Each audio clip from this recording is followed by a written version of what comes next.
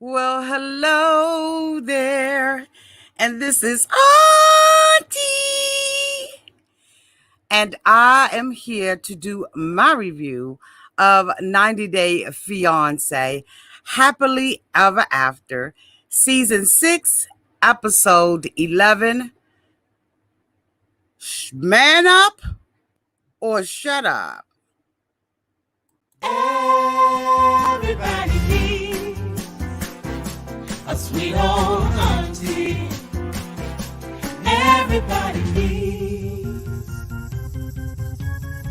with a whoop whoop and a boop boop auntie boop. that everybody needs. You can make this up. Now you know that these are some crazy motherfuckers. Everybody needs a sweet old auntie. So why even bother? Aunties and lies, sweet old auntie. Aunties and ways. Are you okay? Are you okay?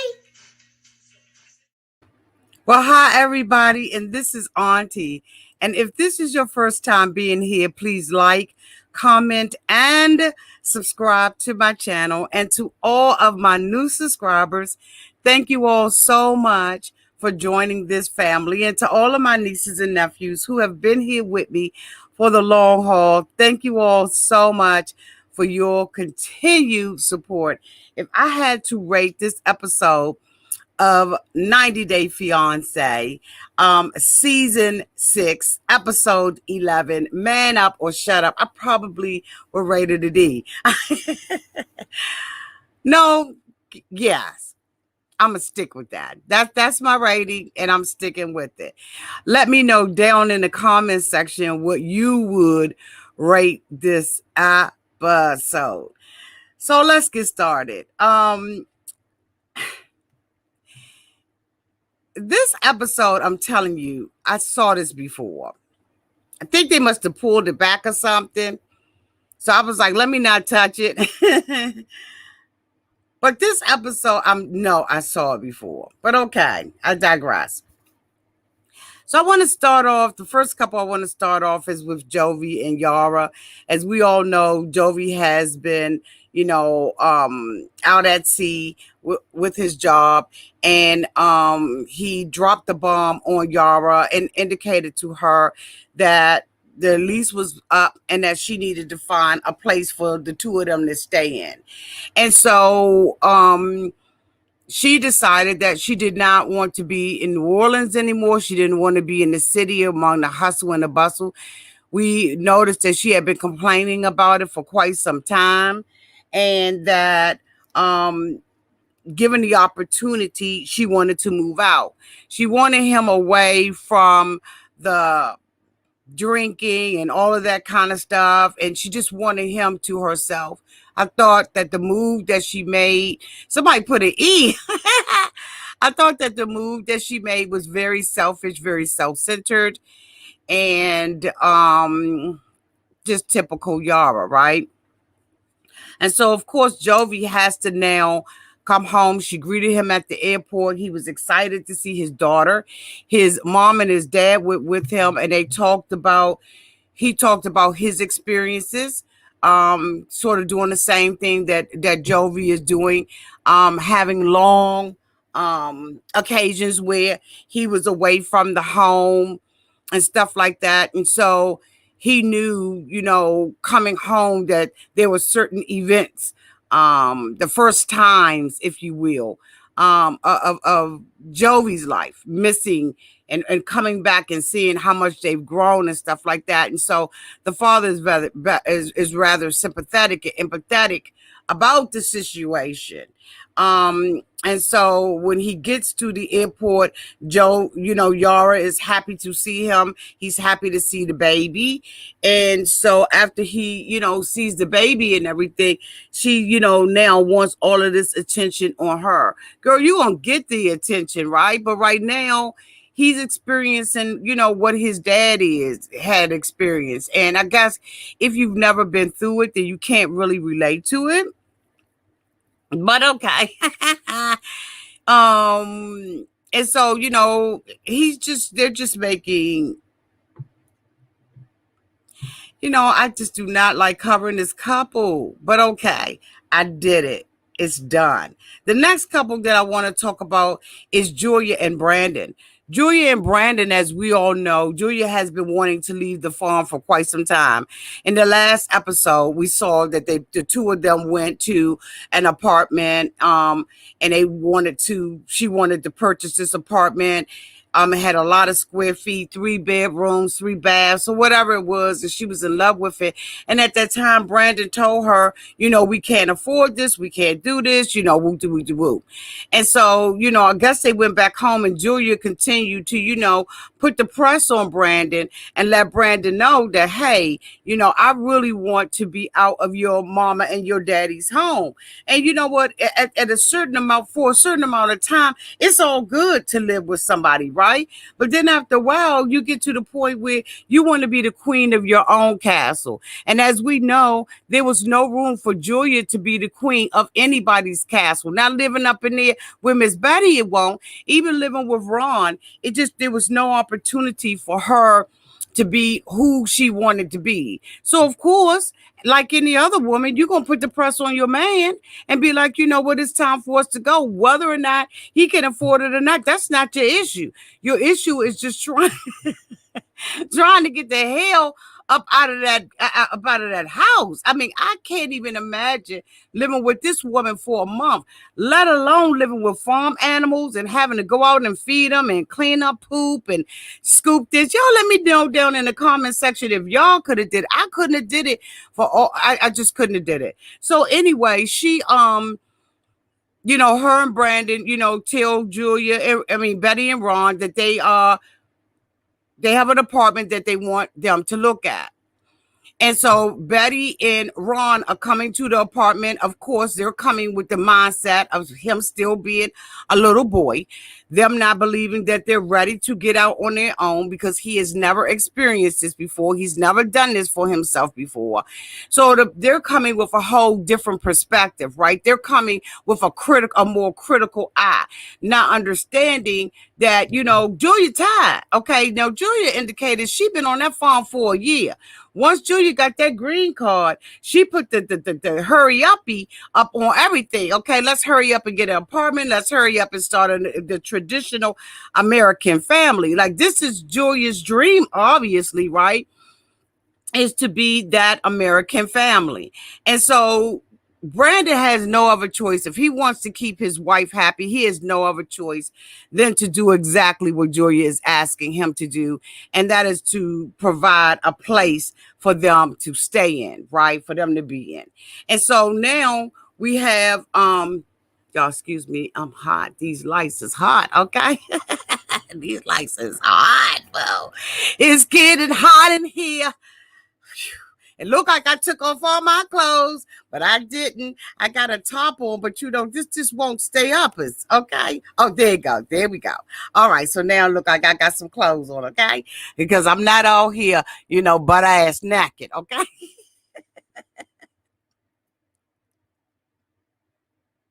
Okay.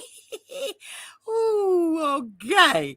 So Betty and Ron come to the apartment. They like the apartment. They was like, oh, it smells new and all that kind of stuff, right? And so while they're in there saying, oh, it smells new, Brandon and Julia got the gotcha in their mouth, right? Because the two of them have already put a lease on this apartment. So, they're talking about how small the bedroom is, that it doesn't fit a dresser and a bed. But guess what? When it's a starter apartment and you just starting off on your own, you get in where you fit in, you buy and pay for what you can afford. But the peace of mind that she is going to have, Julia's going to have when she open and close that door, knowing that she's her own woman, is priceless, bitch. You cannot put a price on being happy. Fuck what you heard. She has not been happy really since she's been here. Her wedding wasn't a wedding that she wanted. She didn't have anything. the way that she wanted it to be. And now this is her apartment, and here Betty and Ron are coming in here with, with the critical eye and criticizing until they found out that that they put the lease on the apartment. And then all of a sudden she was like, well, this is not the 10 acres that you want and all this. Girl, don't nobody care about that. When you want your damn peace, y'all let me know down in the comment section. When you want your peace and you want to be able to live in your house the way you want to live in your house, and you want to walk around the way you want to walk around, and you want to live the way you want to live, and you don't want to be taking care of nobody fucking farm animals, you can say whatever you want to say, honey. We didn't already put the daggone paperwork in. We moving, bitch, in 2 weeks. We about it, and I don't care what you say. Ron and Betty have wanted control over this boy for a long time, especially Betty. And it's just time for Betty to let go. Okay, now the father indicated that he knows that Brandon can't afford this apartment and that he's being manipulated by his wife. This is her manipulation. But how many times has Betty manipulated your ass? How many times has Betty put the pressure on you? Is it manipulation, or is it just pushing your husband to do more and be more? God damn it. Anyway, enough about those bitches. Okay. The next couple that I want to talk about is Angela and Michael. Angela has cotton freaking lost her mind for filming with such a nasty looking house. Nursery room, study room, kitchen, bedroom. Bitch, Angela's house appears to be extremely junky and dirty. She was in there mopping up the room, and the daughter, she said, I've been doing this 4 or 5 times. The daughter was like, please win. Since when? Bust that ass straight out. Since when have you been in here, Miss Cleaner Upper? Okay? The daughter was like, Mom, don't even fake it for the fucking cameras. Angela's house really does appear to be dirty, or at minimum junky than a mofo. It's like you could go through there and it's like an antique shop, and you can go shopping for whatever you want to get up out of that camp, like like stuffed animals and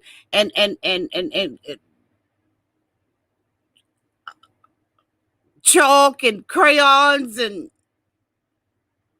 clothes and old shoes. Okay, Auntie, move on. Move on, Auntie, move on.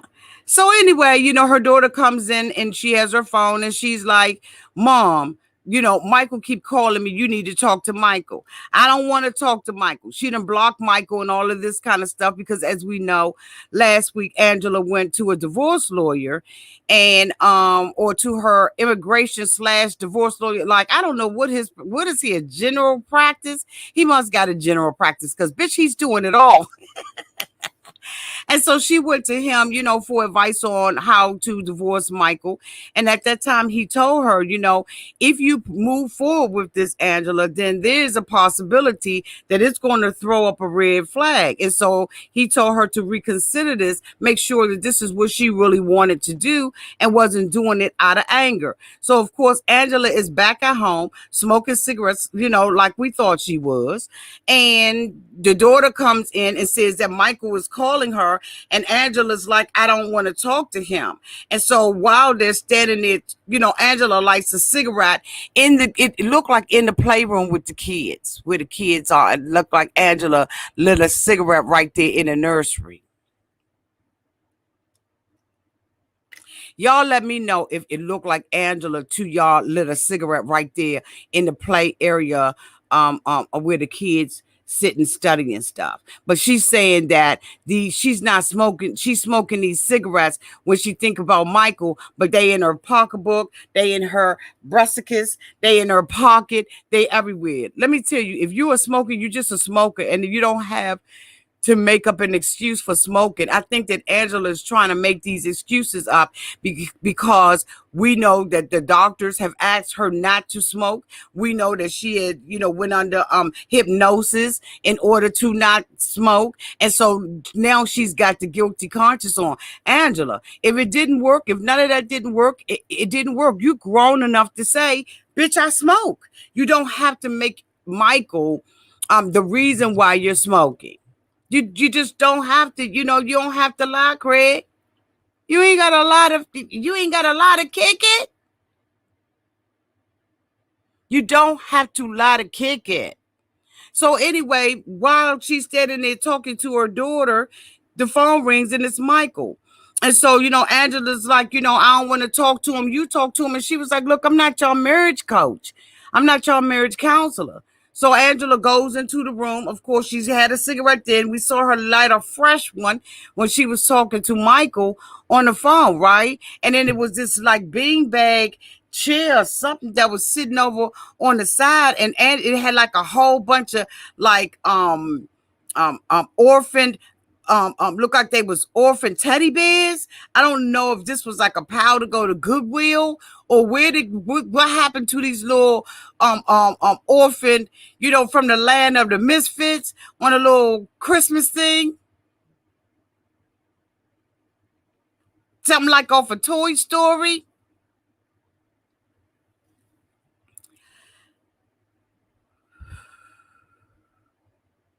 Okay, so Angela is talking to Michael.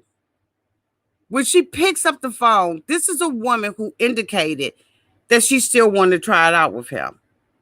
She's also indicated that she needs him, that she loves him. But as soon as he picks the phone up, she goes in to cussing the mofo out. What you want?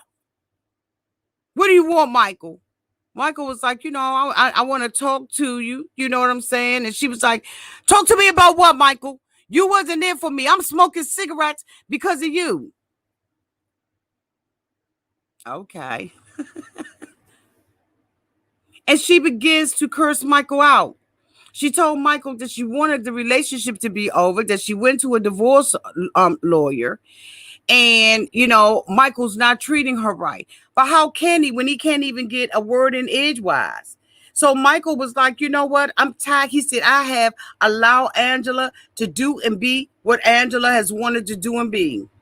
I've sat back for a long time because I knew that if I came out and said and did what I wanted to come out and say and do, she would have never married me and got me one step closer to America. But Michael said, bitch, the American flag is getting bleaker and bleaker. It's like I can't see it. It's behind a cloud of your cigarette smoke. And I figure if I can't touch it and it's not tangible to me anymore, I might as well say what the fuck I want to say.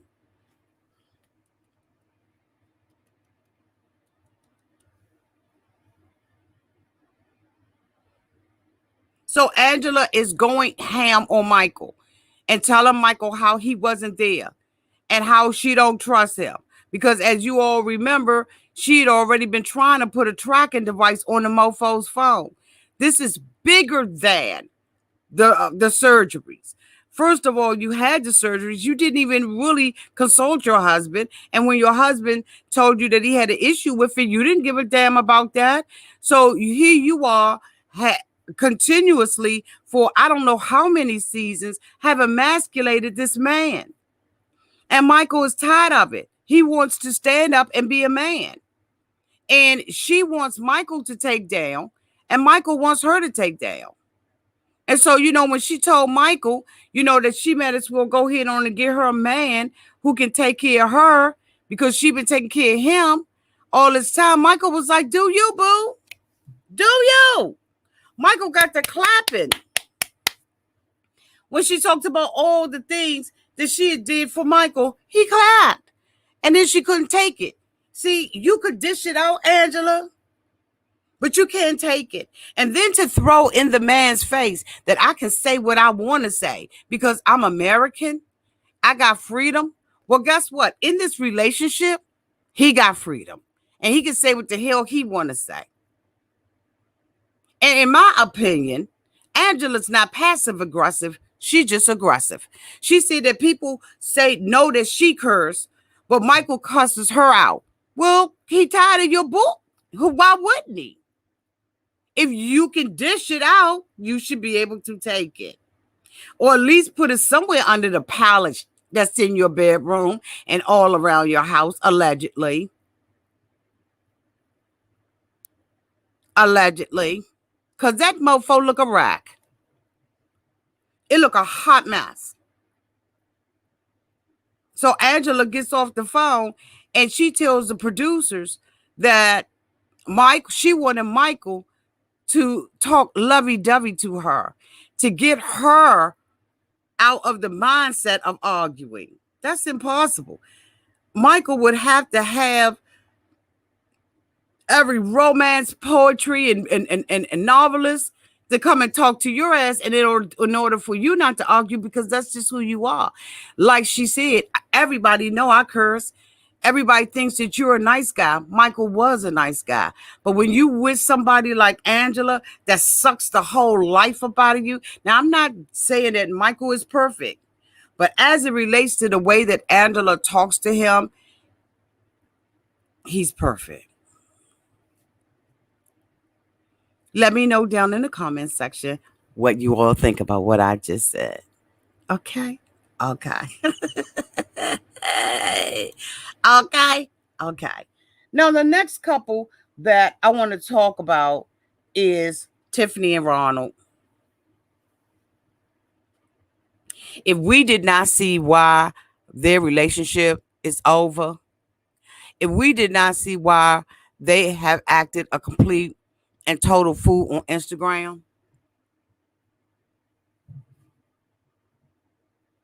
now we understand it better and better on the by and by. This woman is Nagatha Christie. There's not one thing that this woman does not nag about. Not one thing. She is a complainer. She believes that she is high and lifted up and that her train is filling the temple. She thinks much more higher of herself than she absolutely ought to. She is not giving this man any kind of grace to step into the role of being a father. It is apparent from this episode how much her son adores him. And it's also apparent in how much she enables Ronald's foolery with the money. Now, we see them go out to a Christmas shop because Ronald wants her to stay. And so Ronald is using these things to entice the little boy, Daniel.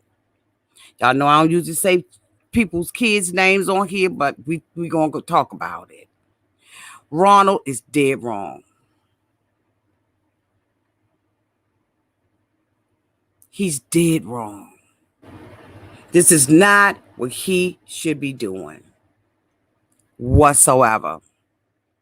He is manipulating or trying to manipulate this situation by enticing the little boy with trinkets and Christmas trees and decorations and the hope of a family. Meanwhile, in between time, he knows that the relationship between him and Tiffany is horrible and that the two of them, in my opinion, are better apart than together. And I know that people believe that people should stay together for the kids. How's that working out? So they go to the shop. Now, mind you, the week before, he didn't have enough to pay for groceries. But this week, he's got enough to spend $600, almost $700 in American money on Christmas stuff. But guess who was right there with him being weak? Guess who indicated that they go to TLC and get cash advances and that they both took the money and used the money irresponsibly and brought all kinds of stupid stuff? But you want to make it seem like that Ronald is irresponsible with his money and stealing. Yet, I'm going to go back to it again until y'all get sick of hearing me say it. You got the nerve to go not only to your father, but to a girlfriend to co-sponsor your man. But yet and still, you want to have a discussion, a public discussion that will never go away about how irresponsible he is and how much money you sent him and how much you did it. And you sent it to somebody who you knew was reckless with money. You sat there and let him put all them garlands and light bulbs and Christmas trees. Even the little boy said, I know that my mommy mad about this, but I want this more expensive tree because I don't want this little Snoopy tree up in the house. It don't make sense. But here's the thing. If you knew that y'all didn't need to do this, why didn't you just you know what? But then you want to put it on him. But you standing with him in the store.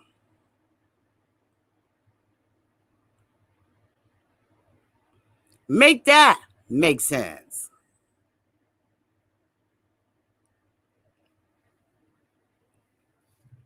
So they leave the store and everything. The next day they decide that they're going to go to an elephant refuge where they rescue elephants and the like.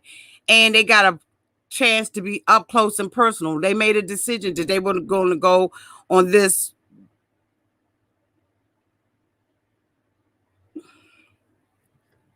I just so don't like this girl. And so when I get like that and I get conflicted within myself, like I have to take a pause. Because my mind is going so many, it's just like, and my mouth is trying to move slower.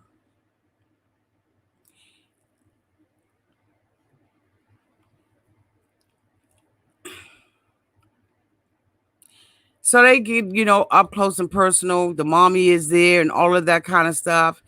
And the moment that Ronald gets out of her face, his mother wants to have a conversation. That's typical, right? The other partner leaves, you want to have a conversation. That's normal. Wasn't nothing wrong with Mama Son doing that. But Tiffany took it to a whole nother level. She got to crying and acting like, making threats. I'm going to leave. Tiffany knew she had no intention of staying there. But she playing the mother and Ronald. Like her intention is to really stay there. And be this family. When she knows that is not her intention at all.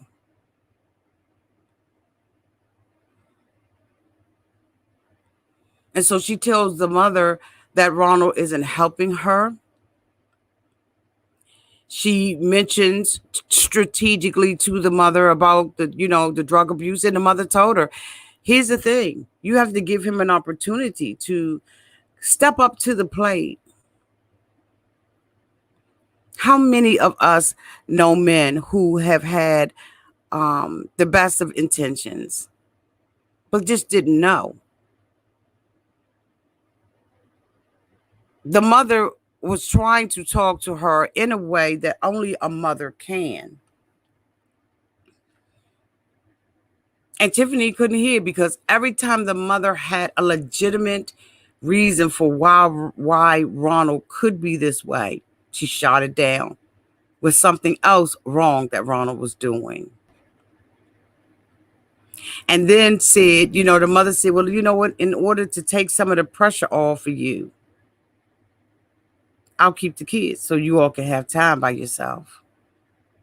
Tiffany indicated that she wanted that time with Ronald. No, she didn't. Because you know what she said? She said, maybe we can go out tonight. And if it doesn't work, at least I can get a drink. She had already made up in her mind that she was going to war with Ronald.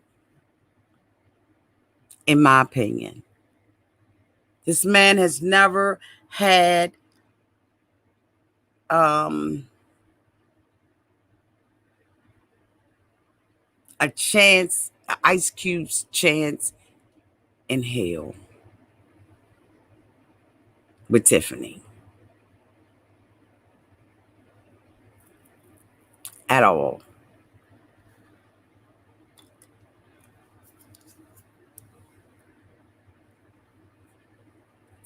Excuse me 1 second, y'all. Hi, everybody. Hi, everybody. I gotta calm down.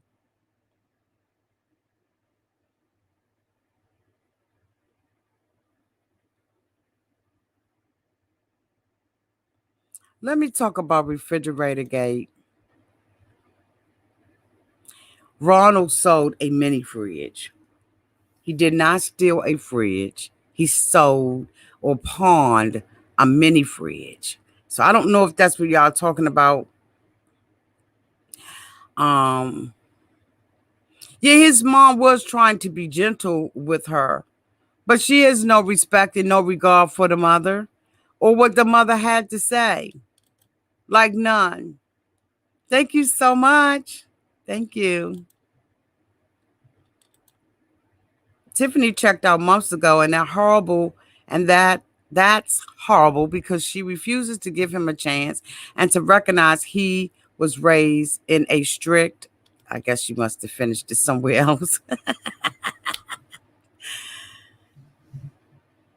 I have to get off of them because I'm almost taking it personal. And it really ain't my business. But I told y'all I ain't want to review this show no more. And you all overwhelmingly voted for me to continue to do this show. So you're going to get what you get. Okay. So anyway, the two of them decided to go out and have a dinner. Ronald isn't the wiser that, oh, hey, boo. Hey, sweetie. Ronald isn't the wiser that she talked to his mom.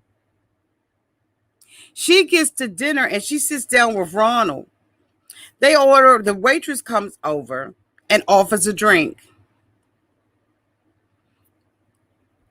Both of them say that they're going to have this drink. The drink comes out. She drinks it. She doesn't like it. Thank you so much, Beverly, for the $9.99 super chat. Thank you, boo. She decides she doesn't like the drink, right? I hope I didn't miss any other super chats. I don't believe I did. If I did, I apologize, y'all.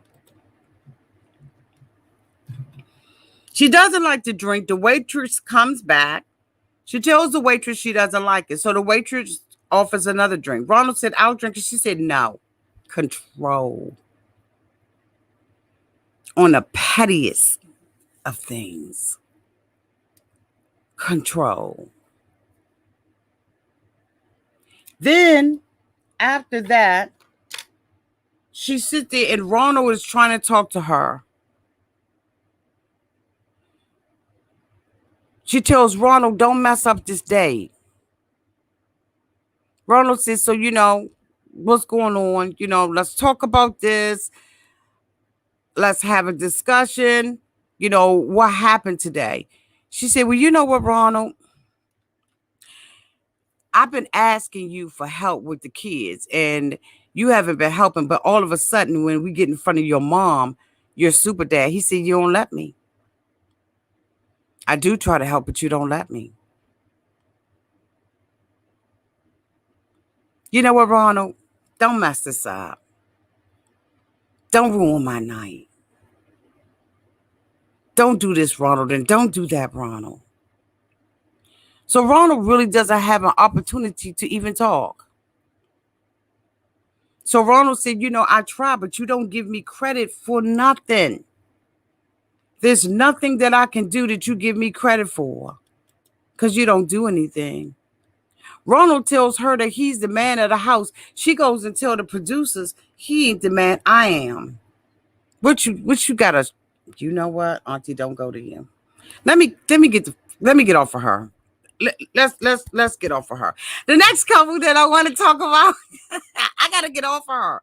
Because I'm gonna tell you, I may have to come out here and do a whole reading session on her, like taking notes and everything down, and just going line by line on how this girl has self-sabotaged, how she has sabotaged this relationship with this man. And I'm not saying that he is not without fault, but she has sabotaged this relationship with this man. Anytime you the woman and you think you wearing the pants in the relationship, it's over. The relationship is it's over. Okay, in my opinion. It's over. So we have the next couple that we're going to talk about is Andre and the family. As we all know, they're on the RV.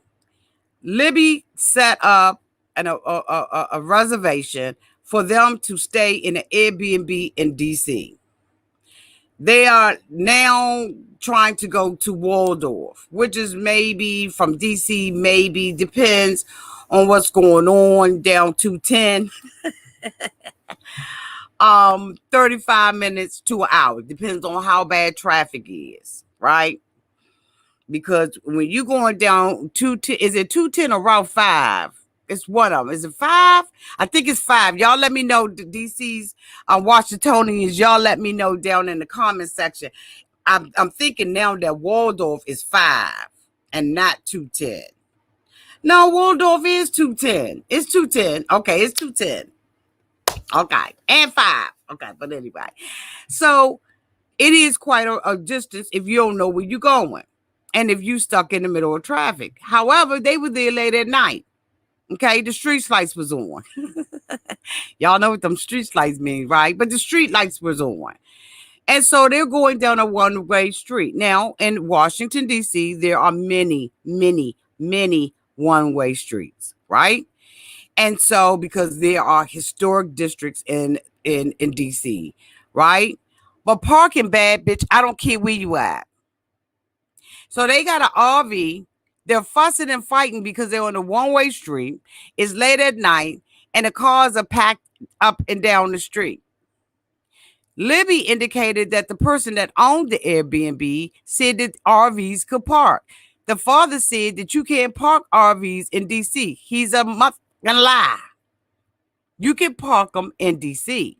Now, the issue is if they don't have a driveway, then you're going to have to park that on the street. And I'm going to tell you right now, you'd be lucky at 2:00 p.m. if you can find a parking space in DC. So, Libby, in the future, if you're coming to my hometown, what you need to do is ask them, do you have a driveway? Do you have anywhere for me to park? Can you cone off or put lawn chairs? Now, that used to work, but that don't work anymore because your cone and your lawn chair be gone. You sit up there and think you're going to block a space up in D.C.? Nah, shawty, you got it all. You got the game all twisted. So, of course, he's in these tight streets because the streets are tight, right? They're historic. They must have been in a historic district. And so the streets get real tight on them one-way streets like that, young.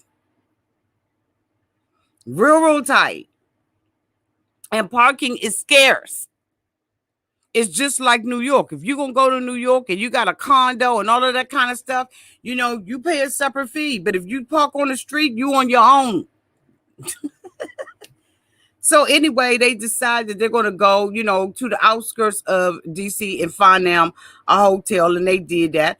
Andre tells Libby that she can never make any plans or reservations for any other trip in the future. All right, then, shawty.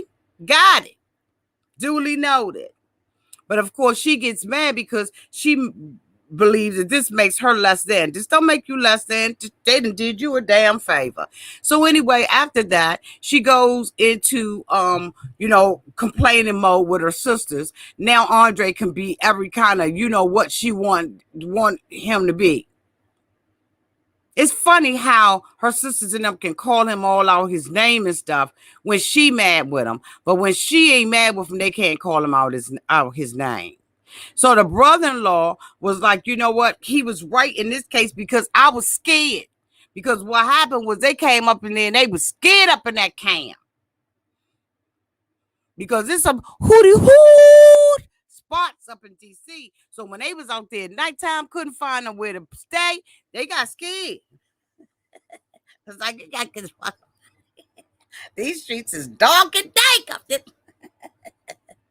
Okay, let me stop.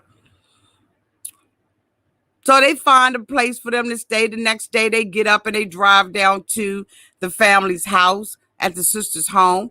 The sister indicates that she got the side eye on Andre. This is going to be her first time meeting him, but she's got the side eye on him because, she has heard that he's wanted to get some money from Chuck, from, Big Daddy. With the big pockets, the big thick pockets that everybody's hand is in. Everybody's hand is in Chuck's pocket. Let's not get it twisted.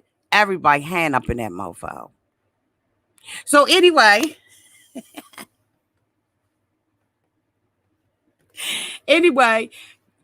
they're in, they come to the house and everything. Chuck and his wife decided they was gonna fly.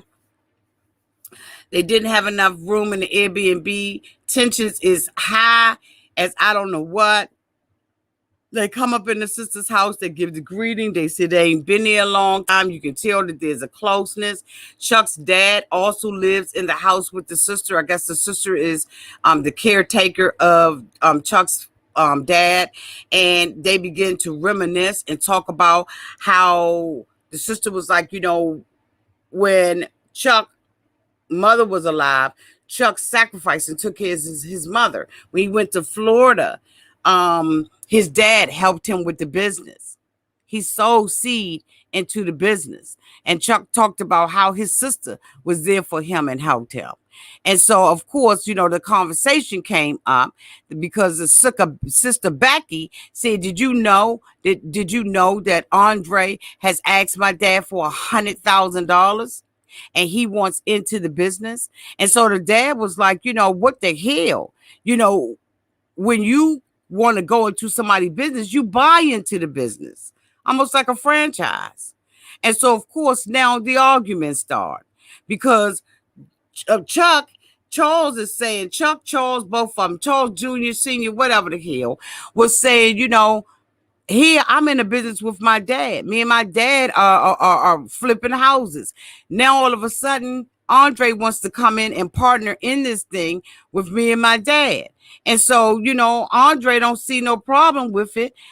It's just a big ball of confusion because everybody is in daddy pocket. Everybody has something to gain or to lose based on the move that the dad make. Now, I can understand the family, but Chuck said, I see the wives as part of the family. Becky, I see your husband as part of the family. I see everybody as part of the family. But the dad was like, he need to invest in the business. And Charles got a problem because he was like, Andre ain't worked in 3 years. Now that it's time for him to renew his green card, which they don't really know, it's time for him to renew his green card. Now he need a job and some money. But the thing about it is Andre is he's so dirty with it. And that's probably why he did not work out where he was, because he was one of them. You know what? Y'all fill in the blanks. Over there in Moldova where he was, I don't think his hands were squeaky clean. I think he had dirty hands, in my opinion, based on what they showed on the show. He came over here for 3 years and played Mr. Mom.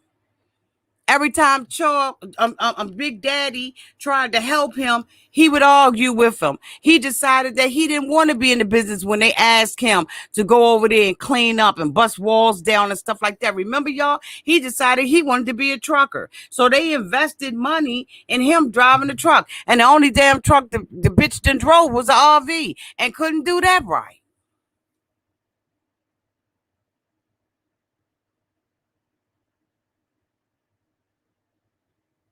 In my humble opinion. He couldn't even do that right. And so now he's arguing. He offers Chuck up, Charles up across the table and tell him don't be weak. And they like, you arguing in my damn sister's house. Y'all about to fist fight and everything. And Andre acting like he at a bar. And his wife don't see no problem with this because she thinks that, weakness over family. Okay, well, if that's where you are, you stay right there, right? But get your damn husband in chat. Andre's an embarrassment. And he's so entitled. He's an embarrassment. In my humble opinion. So the sister really ain't feeling him, and she told him, calm the fuck down. Talking about calm the fuck down. As we all know, Natalie was supposed to go and have her nose surgery. Mike indicated that he wanted to know what was going on. Natalie indicated that she was on her own. And Mike told her, you're not on your own. You got a roof over your head. You got food in your belly. You're warm from the storms. So Natalie hasn't told Mike very much about her surgery. Mike is up in the morning because they both went to a hotel so that they could have, be closer to the facility where she was getting the surgery. Mike get up and Natalie gone.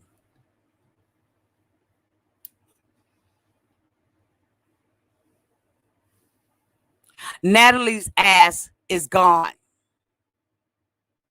So Mike gets in the car with the producers and they go to the hospital. He don't know what time the appointment is. He doesn't know the office built. He doesn't know about this. So Mike is like, let me find my truck. So they ride him around and he finds the truck. Mike get up in that and leave. He says, she gonna ghost me, I'm gonna ghost her. But evidently, the tables turned. They called him on the phone. It was like, Natalie is ready. So Mike came back to get her. Because at first, Mike was on that get back and was like, if she can just walk away and leave like that, then I can walk away and leave like that. Or drive away in Betsy Blue, which is Mike's truck.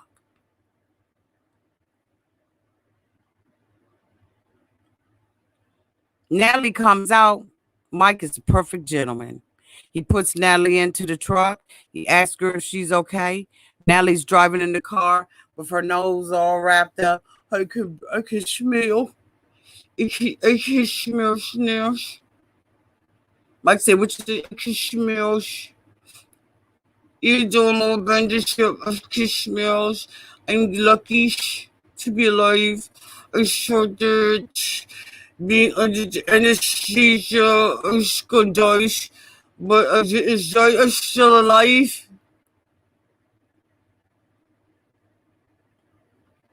Mike goes in and tries to help her. She's putting drops and stuff like that. Probably, some cleaning and all of that kind of stuff. She's putting, okay, wait a minute. Let me put my glasses on. Thank you so much, Bill Mack, for the $4.99 super chat. Natalie had a nose job. That's why INS did not pay. She is conniving and don't tell truth. Okay. Okay, tell us how you really feel, Mel. Thank you so much for the super chat. Thank you, boo.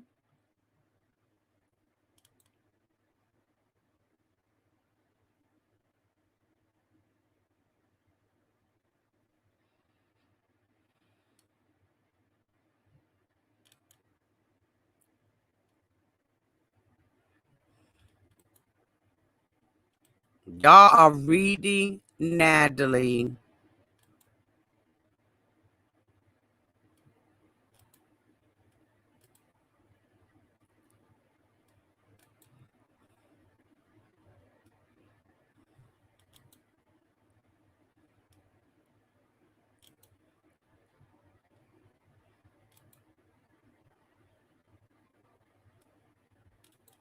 Y'all reading. I'm just putting the reads up here.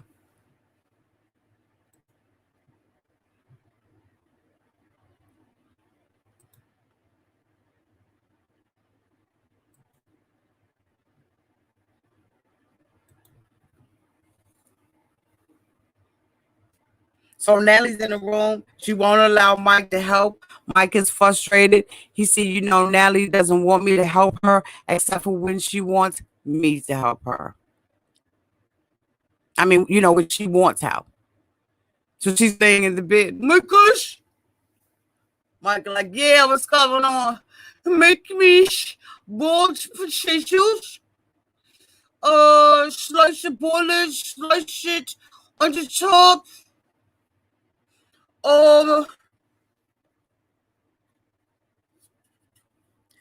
Put my gosh, push pickles on it. Make sure it's warm. Smash it. Make a four times, 5 times. Onions, chemicals. Put it on a white plate with a silver fork. And yes, do that, Michael, because now I can smell. I know I did you wrong, Michael. I don't give a damn. I got the no sharps that I wanted, Michael.